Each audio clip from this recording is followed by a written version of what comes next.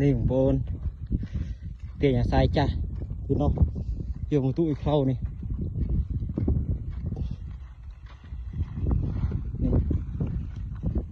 ทรายจ้ะที่อยู่ทรายทำไมน้องงเท่าไรผู้แมวบนเลย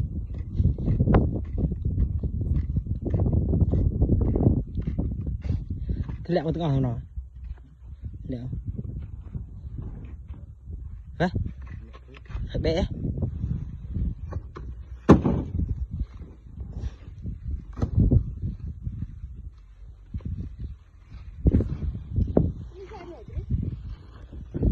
này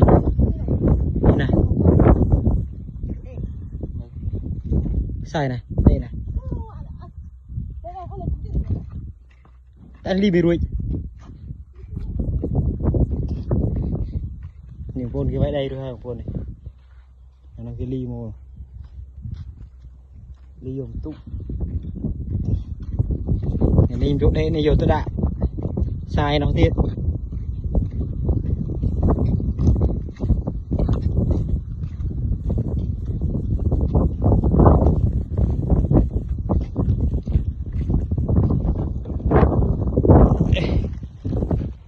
ô thua nặng của nó đợi cái đợi từng này cái đợi từng này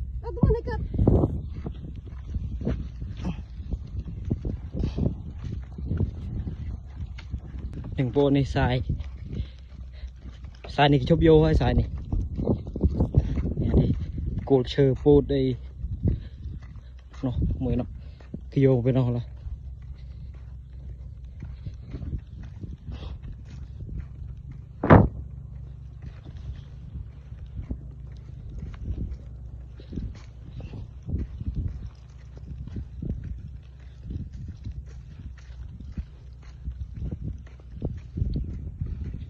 vô này xài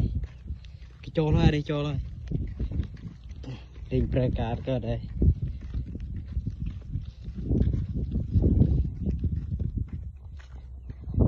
nhưng vô nào trạ váy đây kì này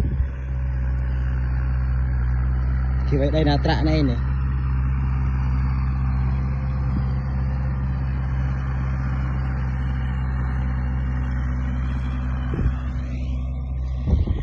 nhưng con vô boy đây